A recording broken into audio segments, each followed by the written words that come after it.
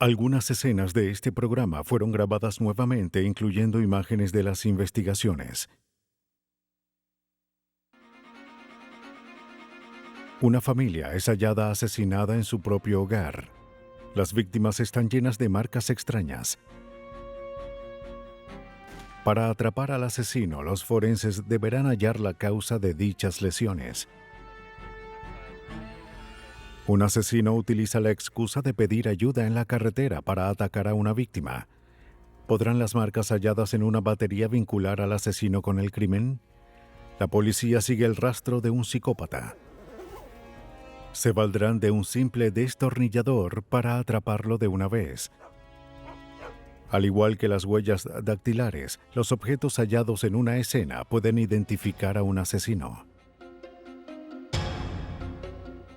Más de un asesino ha sido atrapado con sus propios objetos mortales.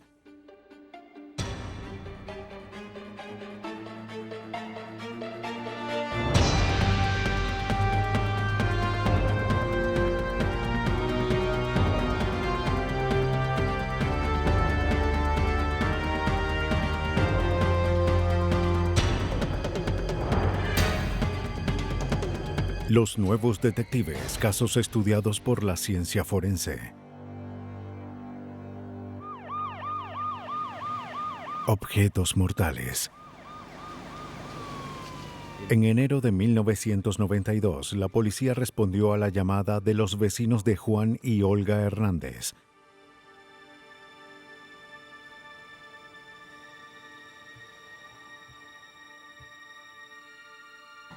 Ellos denunciaron una conmoción en el hogar de la pareja.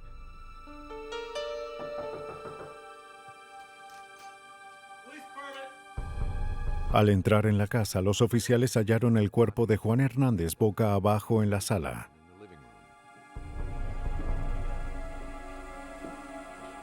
Al parecer, había sido golpeado hasta morir.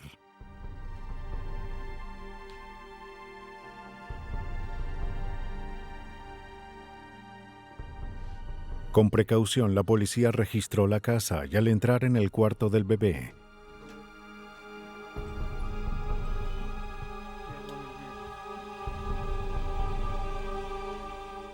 descubrieron que Olga Hernández también estaba muerta. Cerca yacía el cuerpo de su hija de 10 meses.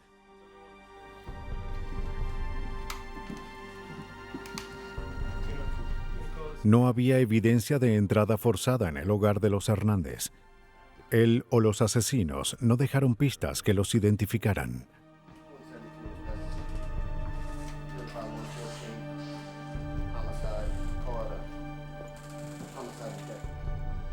Los detectives del Escuadrón de Homicidios de Chicago habían visto muchos casos terribles, pero nada pudo haberlos preparado para lo que vieron esa noche. Debido a la brutalidad de los crímenes, parecía que el asesino había llegado allí con el único propósito de asesinar a la familia. El detective Richard Sully estuvo en la escena. De hecho, fue la peor golpiza que había visto. Al principio no sabíamos si fue solo una golpiza o si hubo un arma de fuego involucrada, ya que había demasiada sangre en la escena. El forense determinó que las víctimas habían sido asesinadas con un arma que les dejó cientos de heridas en forma de U y de J. Ni el forense ni los oficiales lograron identificar la causa de esas peculiares marcas. El detective John Murray, compañero de Sully, sabía que no podrían hallar el arma hasta saber qué era. Necesitábamos tiempo para identificar lo que era, ya que pensamos en un ablandador de carne, en un gato Un gato hidráulico, de hidráulico, sí. todo. Ahora era importante regresar a la escena o el lugar del asesinato a fin de encontrarla. Los detectives sabían que identificar la causa de las marcas era el primer paso para hallar al asesino. Quienquiera que fuese, había borrado sus rastros, dejando atrás solo las peculiares marcas.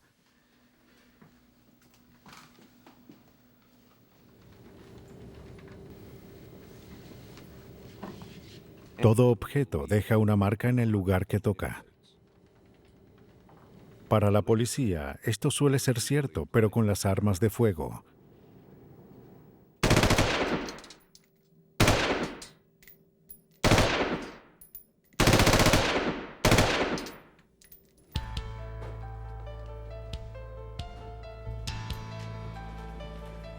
Para saber si un arma fue usada en un crimen, un experto en balística la analiza.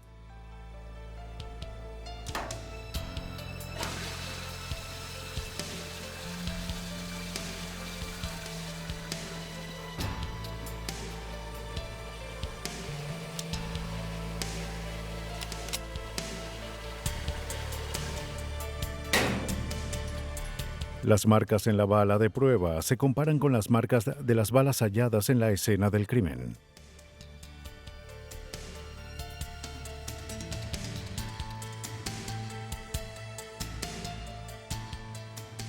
Si son identificadas, el caso se resuelve. Cuando la muerte es causada por una golpiza, la labor es similar. Al examinar las características de las lesiones de una víctima, los expertos pueden probar qué objeto en particular fue usado como arma asesina. Con el fin de identificar las heridas de Juan y Olga Hernández, el forense envió fotos de las marcas al Laboratorio de Policía de Chicago. El investigador forense Bill Sherlock, experto en identificar armas y herramientas, comparó las marcas con varios objetos. El objeto que fue usado en este caso. Las heridas coincidían en tamaño y forma con lesiones causadas con un objeto pesado. Pero en el área curvada al extremo de cada herida, la piel fue rasgada.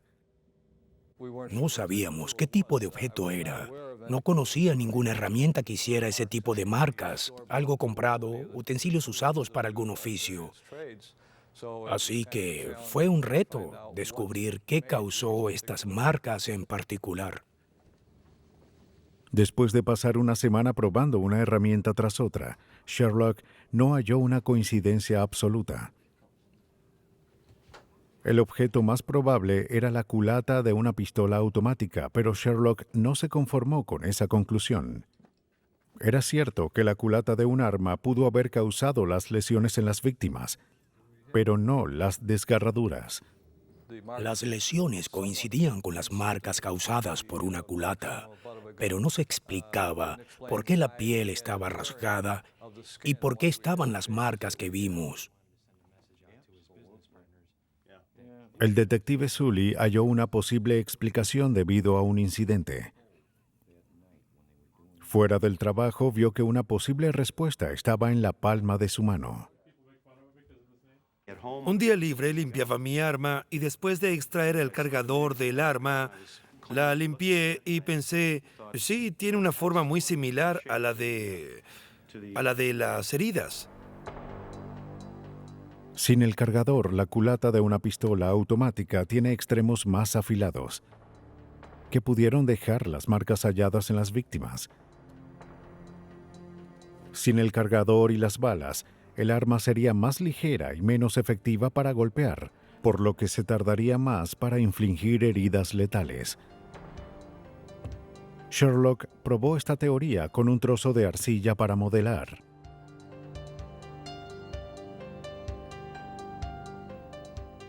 La culata de un arma de mediano calibre causó marcas del mismo tamaño y forma que las lesiones en las víctimas.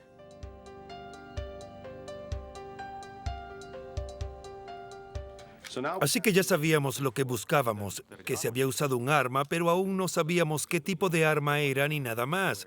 Después lo supimos. Los forenses identificaron el tipo de arma usada para cometer los crímenes, pero ¿podrían vincularla a un asesino?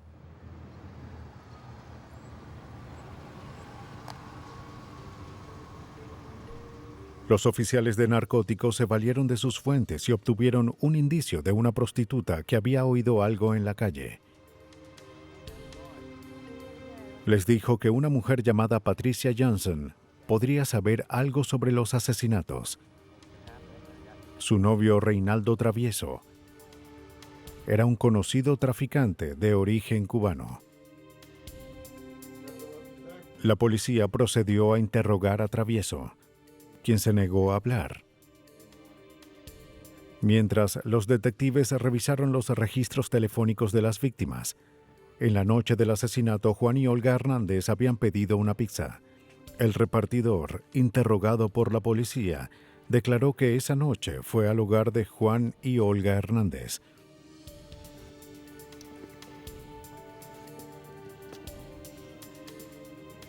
Pero la mujer que abrió la puerta les dijo que no había pedido una pizza. La policía lo llevó a un reconocimiento en el que estaba la novia del sospechoso, Patricia Johnson. La reconoció como la mujer que le abrió la puerta en el hogar de los Hernández. Cuando Johnson supo que había sido reconocida, admitió haber estado en la casa esa noche. Le dijo a la policía que Travieso era el asesino. Su disposición para hablar fue un marcado contraste con la actitud de su novio. Fue sereno, amistoso y educado. Un sujeto que podía estar sentado en una silla por horas y hablar sin ningún problema. Murray interrogó nuevamente a Travieso. Años de interrogatorios habían enseñado al detective a leer gestos sutiles que pudiesen revelar más que solo palabras. Pero Travieso no estaba fingiendo. Estar conscientes como nosotros del lenguaje corporal es muy importante. Pero él no mostraba nada. Era un total psicópata. Para la policía, él sabía algo. Un testigo había identificado a su novia, quien lo delató, y fue señalado por un informante. Cuando la presión de los detectives aumentó, Travieso decidió hablar. Todo había empezado 2 años antes, cuando él y Juan Hernández llegaron juntos de Cuba. Planeaban hacerse ricos vendiendo drogas, pero no resultó como querían, al menos para Hernández. Estaban en el negocio de las drogas y cuando pasó el tiempo, el asesino se volvió más exitoso que la víctima en esa industria. En su primer año en el negocio, Travieso le entregó 1 kilo de cocaína a Hernández para vender. Su valor en la calle era de $20,000. Pero las drogas desaparecieron y el dinero nunca se materializó. Travieso pidió su pago, pero Hernández lo hizo esperar. Travieso decidió darle una segunda oportunidad y le dio otro kilo de drogas para vender, que también desapareció. Travieso había confiado en Hernández, pero éste lo traicionó. Era hora de cobrar su deuda. Las declaraciones de Patricia Johnson confirmaron que Travieso mató a Juan y a Olga con la culata de su arma. La confesión había sido una sorpresa, pero la ley requería más que eso para lograr una condena. En el juicio, la defensa podía afirmar que la confesión fue forzada, o el acusado podía retractarse. Para cerrar el caso, la policía necesitaba pruebas contundentes. Debían hallar el arma.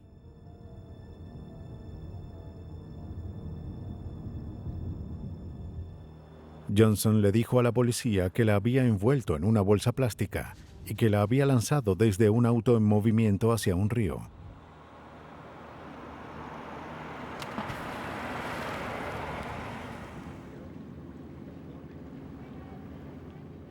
Para ayudar a los buzos en la búsqueda del arma, Sully y Murray fueron al puente y lanzaron piedras de tamaño y peso similar al de una pistola de calibre mediano. John y yo pasamos casi un día en ese puente con piedras, del mismo tamaño y peso que un arma mediana. Lanzamos las piedras desde el auto hacia el río y vimos que todas recorrían la misma distancia del puente y caían en el mismo lugar. Para coordinar la búsqueda, los buzos colocaron cuerdas de poliéster en el río, formando una red.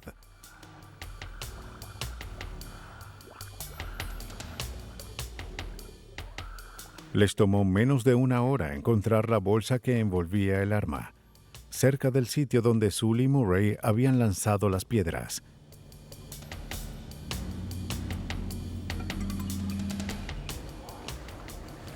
El arma era una pistola semiautomática de calibre 32.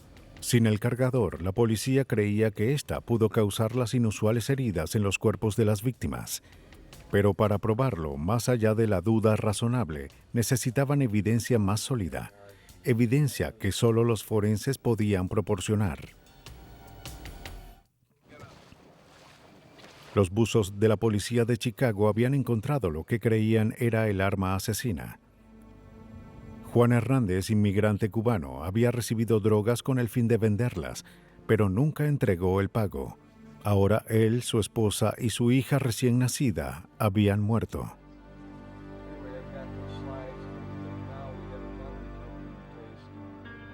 Bill Sherlock, del laboratorio de la policía, intentó establecer la pistola como el arma asesina. No como arma de fuego, sino como un objeto usado para golpear a las víctimas hasta matarlas. Sherlock ya había determinado que las lesiones inusuales halladas en las víctimas probablemente habían sido producidas con la culata de una pistola sin cargador. Mientras observábamos las marcas en la cabeza de las víctimas, vimos que eran congruentes con el desgarre que fue hecho con la parte frontal del cargador, de un metal más delgado, la parte lateral y también la parte trasera por aquí, la parte dentada donde se coloca el cargador. A simple vista, Sherlock creía que la pistola encontrada pudo haber causado las heridas. Para realizar la identificación, consiguió una copia de las fotografías de la autopsia, asegurándose de que tuvieran una escala exacta. Luego obtuvo una diapositiva de la culata del arma sin el cargador.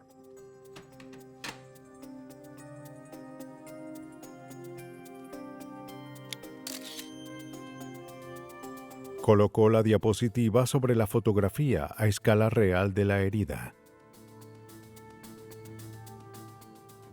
Luego de comparar los bordes de metal con las marcas en las víctimas, Sherlock creyó encontrar una coincidencia perfecta.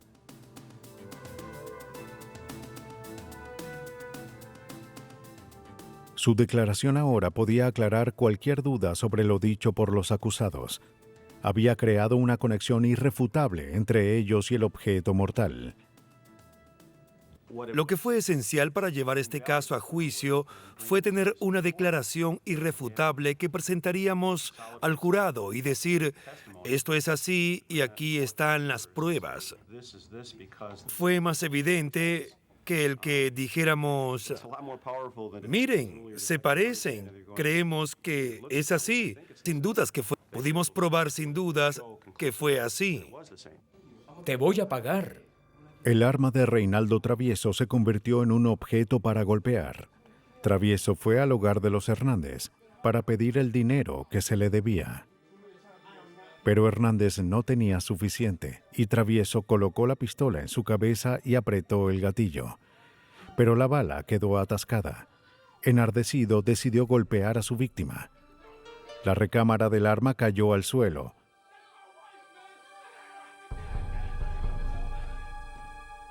Cuando el repartidor llegó, Travieso estaba golpeando a Juan Hernández con la culata del arma.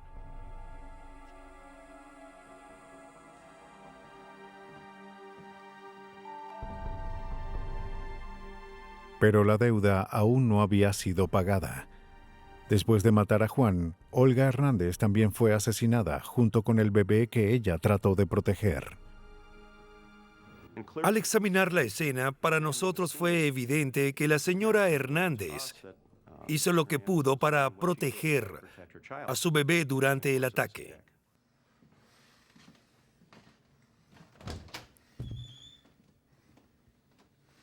Eso involucró un aspecto emocional con el que tuvimos que enfrentarnos en la escena. Cuando recreamos la escena y visualizamos lo ocurrido, lo hicimos para que pudieran imaginarse el terror y el miedo que había.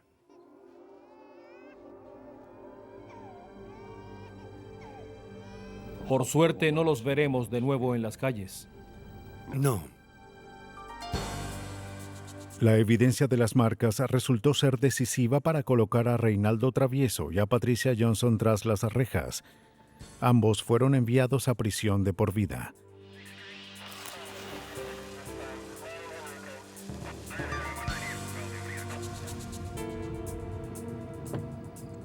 En Luisiana, en 1984, la policía se valió de una marca más sutil para resolver un caso de homicidio.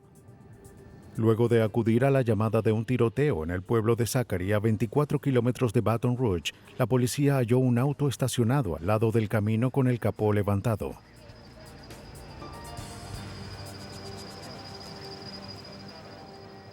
Cerca yacía el cuerpo de George Thompson, quien había recibido un disparo a quemarropa.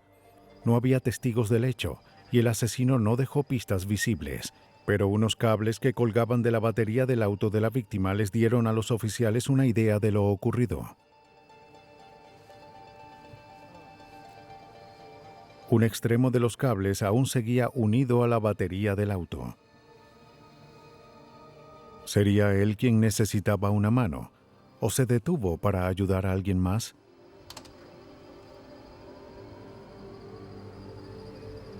El auto fue encendido sin ningún problema.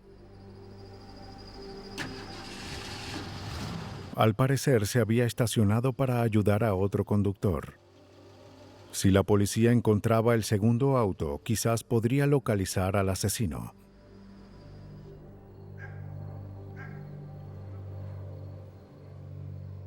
Un detective de Baton Rouge fue a ver a la esposa de la víctima.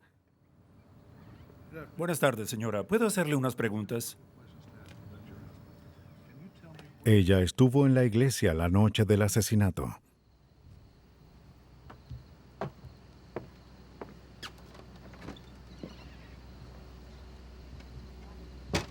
Cuando regresó a casa a las 10 de la noche, su esposo le dijo que tenía que ayudar a alguien con su auto. Se marchó sin decirle a dónde se dirigía.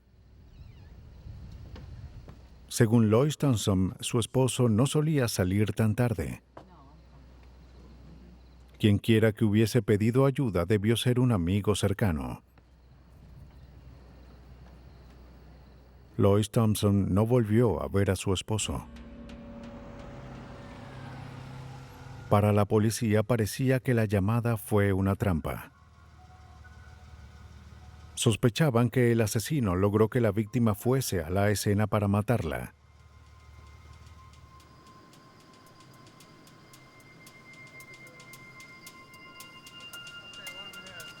Si era así, los cables de la batería podrían tener las huellas del asesino.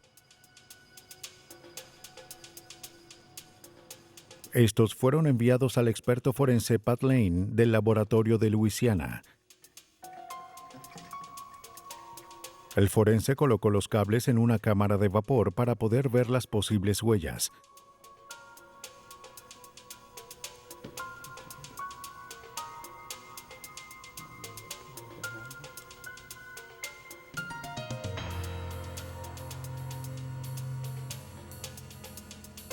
Pero los resultados fueron negativos.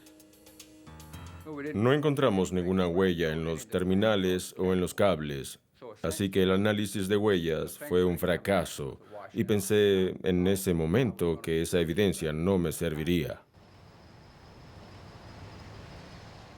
El caso se estancó hasta unos pocos días después, cuando los detectives recibieron una llamada. La persona les dijo que revisaran un estacionamiento en un complejo de apartamentos en Baton Rouge. La policía encontró un Buick amarillo que coincidía con la descripción del segundo auto visto por un transeúnte antes del crimen. Pertenecía a Brenda Perkins. El indicio fue mencionado por su vecino, un familiar de la víctima. Al ser considerada sospechosa de un asesinato, Perkins estuvo más que dispuesta a hablar. El detective Bernie Taylor, de la policía de Zachary, estuvo en la escena. Naturalmente, la pregunta que surgió fue si tuvo problemas con su auto, como con la batería. El auto tenía una batería nueva. Perkins dijo que no tuvo problemas para encenderlo. En ese momento, todos pensamos que, oye, fue una trampa. No había ningún problema con el auto. Él solo fue llamado allí con esa excusa. Perkins explicó que su tío, Eur Thomas, le pidió prestado su auto la noche del crimen. Thomas era el cuñado de la víctima. Pero Brenda Perkins tenía pruebas más incriminatorias. El día del asesinato había ido de compras con Eur Thomas. Él solo realizó una compra, cartuchos de escopeta. Perkins le preguntó para qué los necesitaba. Primero dijo que eran para cazar, pero como la temporada de caza había pasado, ella insistió en que dijese la verdad. Él confesó que planeaba asesinar a su cuñado, la víctima, George Thompson.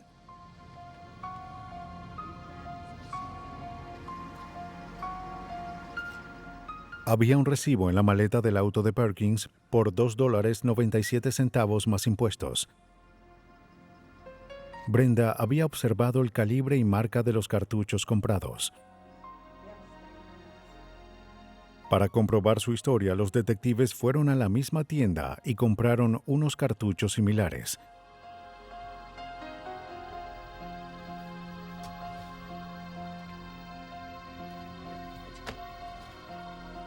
La suma en el recibo fue de $2.97 más impuestos, exactamente igual a la del recibo en el auto. Lane también encontró la huella de Thomas en la bolsa de compras. Los detectives ahora tenían evidencia circunstancial de que Eur Thomas era el asesino, pero necesitaban algo más sólido.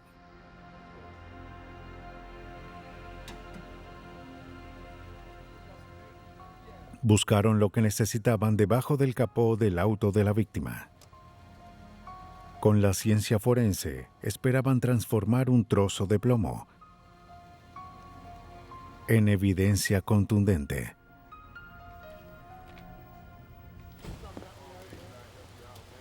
En el asesinato de George Thompson, la policía creaba un caso en contra de su cuñado, Eur Thomas. ¿Será que Thomas le colocó una trampa a Thompson pidiéndole ayuda y luego asesinándolo? Pero al caso le faltaba un elemento crucial, algo que vinculara a Thomas con la escena del crimen. La batería del auto de la víctima aún tenía sus cables conectados. Si la víctima logró conectarlos en el auto del asesino, los terminales pudieron haber dejado marcas en la batería. La batería del auto del sospechoso, Eur Thomas, tenía marcas recientes que al parecer fueron causadas por un cable con pinzas. Los oficiales le pidieron a Pat Lane que viera si las marcas fueron hechas por los cables hallados en la escena. Era la única forma de conectar el auto con el lugar. Al igual que las personas, los objetos siempre dejan una huella distintiva que pueden usarse a fin de identificarlos. La batería del sospechoso no solo tenía marcas hechas con las pinzas de un cable auxiliar, sino que también tenían un raspón quizás causado al retirar el cable apresuradamente. Lane sospechaba que una de las pinzas del cable de corriente pudo haber producido la marca. Para probar esa teoría, hizo marcas de prueba en un trozo plano de plomo con el cable encontrado en la escena. Con un microscopio pudo examinar dos grupos de marcas al mismo tiempo. En un lado se encontraban las marcas en la batería del sospechoso. En el otro, las marcas de prueba hechas con los cables de la víctima.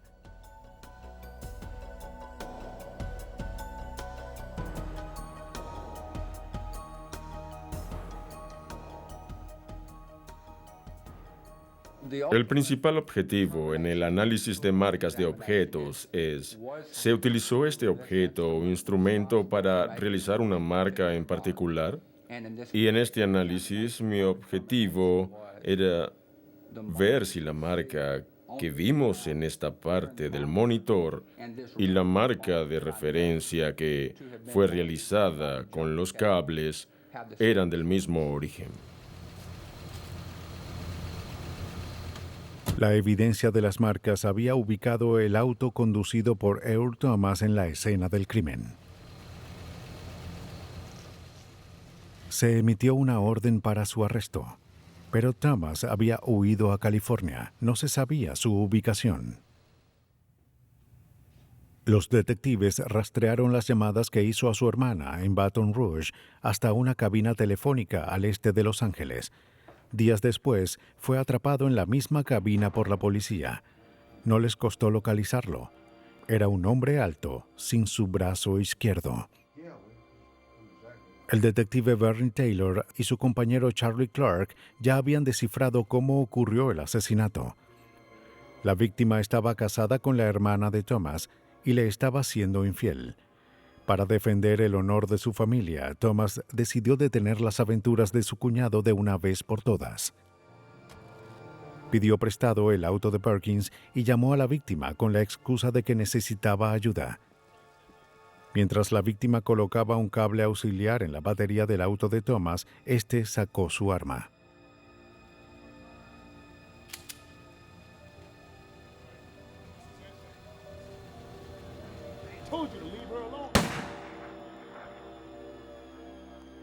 Era una teoría lógica, pero Thomas negó estar involucrado en el crimen.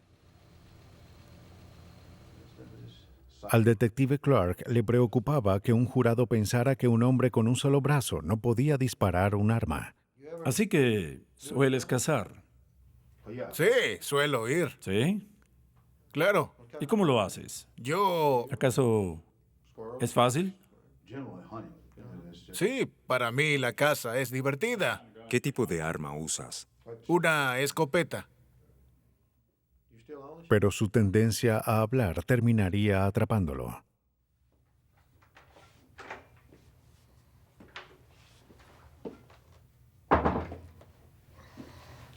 Bien, ¿qué opinas? Es un maestro del engaño. Earl era un maestro del engaño. Él divagaba. Si le preguntaban sobre el caso, comenzaba a hablar de algo más. Así que, como sabíamos que él cazaba, le preguntamos sobre ese tema y le dijimos, oye, Earl, ¿cómo haces para agarrar el arma si solo tienes una mano, sabes? Y él dijo, bueno, solo pongo el brazo así y coloco el arma en este lugar. Y añadió, no es difícil.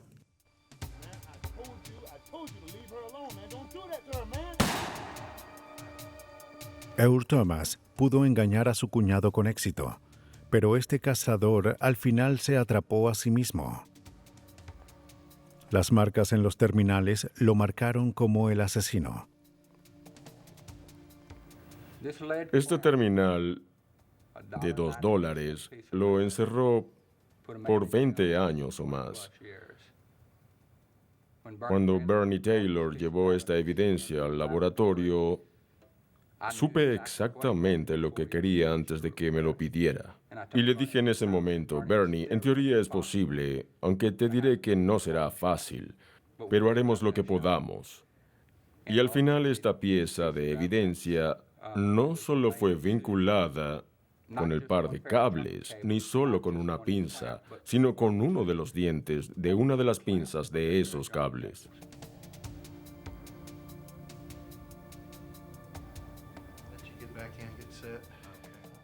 En el pueblo de Zachary, el incansable trabajo de los detectives logró una condena en un caso repleto de evidencia circunstancial.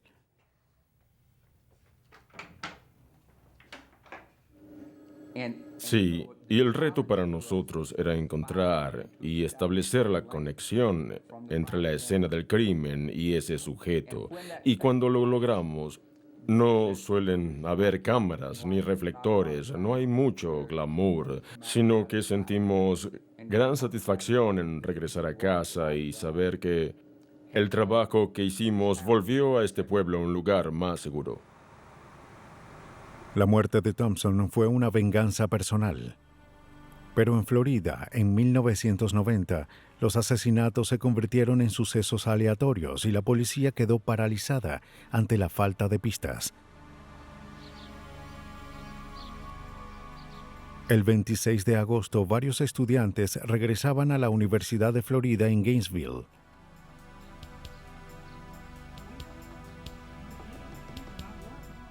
En ese domingo en la tarde, Ricky y George Powell se dirigieron al campus para ver el nuevo apartamento de su hija Christina. Pero cuando llegaron, ni ella ni su compañera respondieron la puerta o el teléfono. Los padres le pidieron al conserje que los dejara entrar, pero las jóvenes habían cambiado la cerradura. El gerente no tenía la llave. La preocupación de los Powell creció con cada hora que pasaba. Temiendo lo peor, contactaron a la policía. Un oficial se encontró con ellos en el apartamento. Luego usó la fuerza para abrir la puerta. Cuando entró, vio el cadáver de una mujer en el sillón. El oficial impidió que los padres lo siguieran. No quería que alteraran la evidencia y temía que el asesino aún estuviese adentro.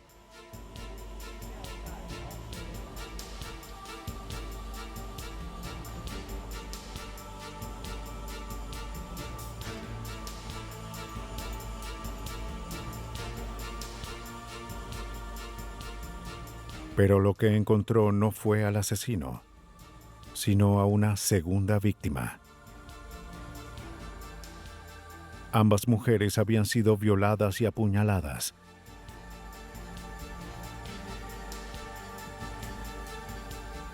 La brutalidad del crimen y la forma en la que los cuerpos fueron colocados hizo creer a la policía que no se enfrentaban a un asesino común.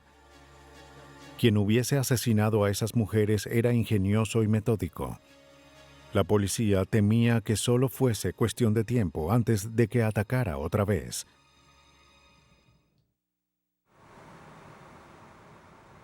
Para ayudar con la investigación del doble asesinato, los oficiales de todo el condado apoyaron a la policía de Gainesville.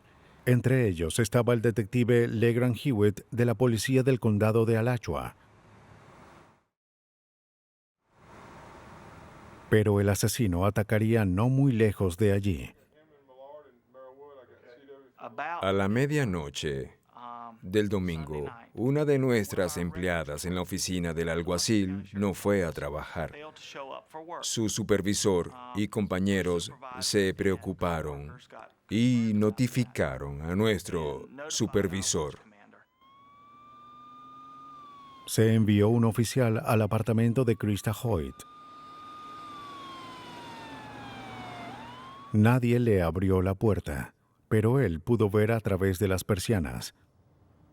El oficial se arrodilló y apuntó la linterna hacia la habitación que estaba allí, que era la habitación de Krista Hoyt, y ella estaba sentada a un lado de la cama.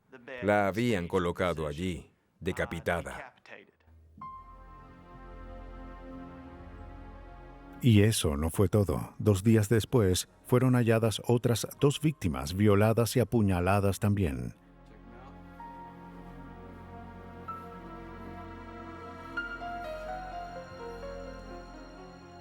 Las noticias de los asesinatos impactaron a los estudiantes de la universidad.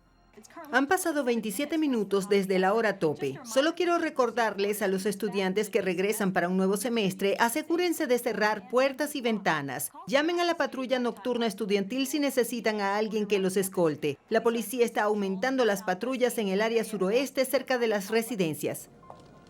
El agente especial Ed Dix de la policía de Florida recuerda el ambiente en Gainesville cuando ocurrieron los asesinatos.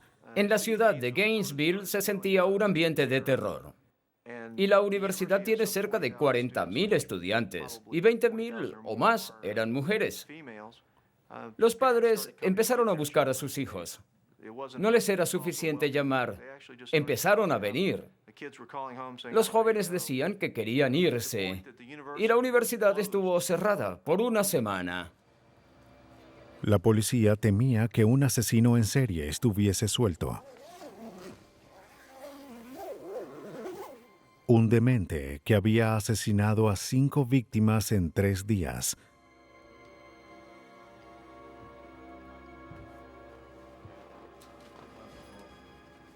En todos los casos había entrado a la fuerza en los hogares. En el primer lugar había forzado la cerradura de una puerta. En el segundo y tercero había removido el seguro de una puerta corrediza. El agente especial Ed Diggs creía que el mismo objeto había sido usado en los últimos 2 hogares. Alguien había abierto la puerta corrediza, la había roto y había dejado marcas en el aluminio. La policía fotografió las áreas dañadas de las puertas corredizas que el asesino había abierto. Se removió una sección del marco de la puerta de madera de la primera escena y se envió al analista David Warniment en el laboratorio de Jacksonville. La experiencia le indicó a Warniment qué tipo de objeto había sido usado para forzar la entrada en el hogar de las víctimas. La pregunta era qué tipo de objeto fue usado para causar el daño en las secciones de la puerta en la primera escena. Las miré y les dije a los investigadores que debían buscar un destornillador de 8 milímetros que tuviese una barra plana con marcas o una punta plana. La policía removió las puertas de la segunda y tercera escena y las envió al laboratorio. Se sospechaba que los crímenes estaban relacionados, pero no había evidencia para probarlo. Si se lograba encontrar una coincidencia entre las marcas halladas, se podría probar que el responsable era el mismo. Una semana después, 2 puertas llegaron al laboratorio. La puerta de la segunda escena y la puerta de la tercera escena. Observé las puertas y vi que la parte alrededor del cerrojo y la jamba de la segunda puerta estaban dañadas. En la parte de la tercera escena también había daños alrededor del cerrojo. Y además vi que la parte alrededor del seguro estaba dañada y vi varias marcas en el seguro alrededor del orificio. Allí lo que noté fue que eran muy comunes y que parecían haber sido causadas al tratar de forzar la puerta y mover el seguro para entrar allí. Warniment hizo un molde de silicón de las zonas dañadas en las puertas. Se mezcló el silicón con una sustancia endurecedora. Al secarse, esta forma una huella perfecta. Luego de observar las impresiones de las 3 escenas del crimen, Warniment concluyó que el asesino usó un destornillador de 8 milímetros con una punta cerrada. La policía ahora sabía que se enfrentaban a un asesino que usó el mismo objeto para entrar en el hogar de sus víctimas. Si encontraban el destornillador, encontrarían al asesino. En los siguientes 4 meses, en toda Florida, si un sospechoso era arrestado en posesión de un destornillador, se enviaba el objeto a David Warniment. Con un microscopio, aún la punta de un destornillador nuevo deja una marca dentada completamente única. Con el tiempo, esta se vuelve más distintiva, ya que el objeto adquiere las marcas que vienen con el uso. Pero luego de examinar docenas de destornilladores, Warniment no halló ninguno que coincidiera con las marcas dejadas. La policía tenía pocas pistas y ningún sospechoso evidente. Había un asesino suelto y se temía que más mujeres resultaran asesinadas.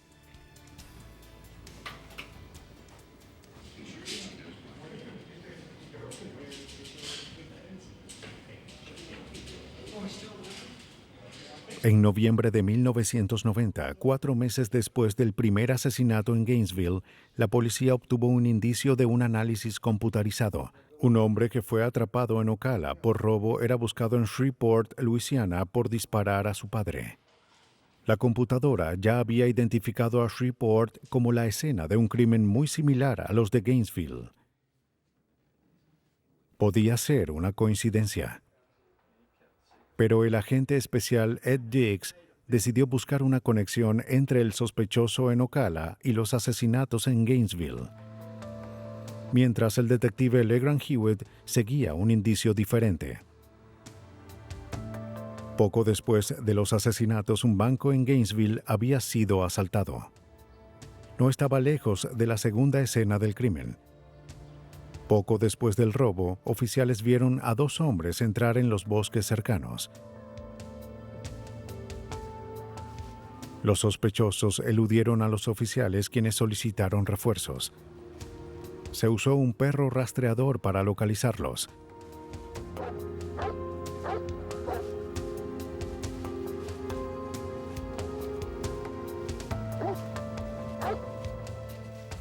Este guió a los oficiales a un campamento improvisado.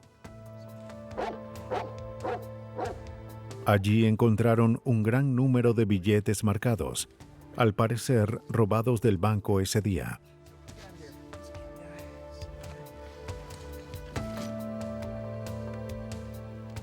En una bolsa, la policía encontró un arma semiautomática similar a la usada por el ladrón, cinta adhesiva y un reproductor de cassette.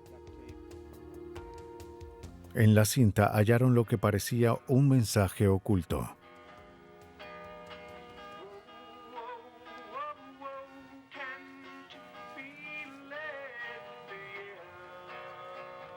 El hombre en la cinta se identificó como Danny Rowling. Cantó varias canciones que había escrito él mismo, la mayoría con el ritmo de una canción llamada La Casa del Sol Naciente. La cinta terminó con lo que quizás era el escalofriante preludio de un asesinato. Este no era el rumbo que quería, pero lo caminaré como un hombre. Hay algo que debo hacer. La cinta probó que Danny estuvo en Gainesville cuando ocurrieron los asesinatos. Esto parece una... En el campamento, la policía también halló un destornillador. Pero en este tiempo no se sospechaba que Danny estuviese involucrado en los crímenes. Su único crimen parecía ser robo de bancos, algo muy distinto a un crimen sexual. Al principio no se analizó el destornillador. Los investigadores habían encontrado un destornillador en un campamento ocupado por ladrones de banco, y en ese tiempo nadie le dio importancia a ese hecho. Pero siempre tuve la impresión de que no debía descartar ese objeto. Warningman decidió observar de cerca el destornillador. Decidí observar el destornillador del campamento con el microscopio y los moldes de silicón de la puerta de la tercera escena. Y 5 o 10 minutos después vi un parecido sorprendente en sus características únicas. Y pensé, acabo de descubrir que este destornillador causó el daño en la puerta de la tercera escena. Realizó un análisis similar con la puerta corrediza de la segunda escena del crimen. De nuevo lo comparé con el destornillador en este caso, y pude ver suficientes similitudes para decir que el destornillador del campamento produjo el daño en la puerta y en la jamba de la segunda escena del crimen. Las marcas probaron que el destornillador encontrado en el campamento de Danny Rowling era el mismo objeto usado para entrar en las residencias de las víctimas. Cuando fue confrontado con la evidencia en su contra, Rowling decidió revelar el rumbo criminal que había llevado.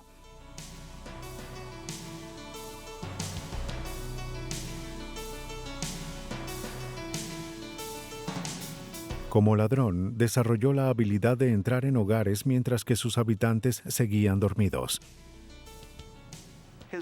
Toda su vida, supongo que desde que era adolescente, había sido un mirón. Luego se convirtió en ladrón y luego en violador. Y era un ladrón extremadamente bueno. Parecía disfrutar hacerlo cuando la gente estaba en casa, como si fuese un experto. Y le encantaba entrar y hacer lo que quisiera sin despertar a nadie. Al igual que muchos otros asesinos en serie, Rowling había empezado como un mirón, espiando a mujeres en la oscuridad. Luego se convirtió en ladrón y después en asesino. Su herramienta predilecta era un destornillador de 8 milímetros de ancho. Estaba orgulloso de su habilidad para abrir cualquier puerta sin hacer ruido. De allí pasó fácilmente a violar y a asesinar, lo que terminó la noche del 26 de agosto de 1990. Declaró que cuando miró la ventana, observó a una joven que se estaba cambiando o que salía del baño, y la joven resultó ser Tracy Pauls, y dijo que cuando la vio, supo que era ella la elegida de esa noche. Nunca se encontró el cuchillo con el que Rowling asesinó a sus víctimas, pero la policía pudo hallar un objeto de más valor. Rowling había dejado 27 marcas en las puertas de las escenas del crimen. Fue más que suficiente para probar su culpabilidad. Por medio de la presente orden, el acusado Danny Harold Rowling es sentenciado a muerte. Por lo tanto, el acusado será entregado al Departamento de Correccionales en el estado de Florida para la ejecución de su sentencia. Que Dios se apiade de su alma. Día 24 de abril de 1994. La identificación de marcas quizás sea el arma más simple en el arsenal de la ley. Esto requiere más que una comparación visual. Pero para un jurado es evidencia contundente. Si se vincula un arma con un sospechoso, solo unas pocas marcas podrían bastar para resolver un crimen.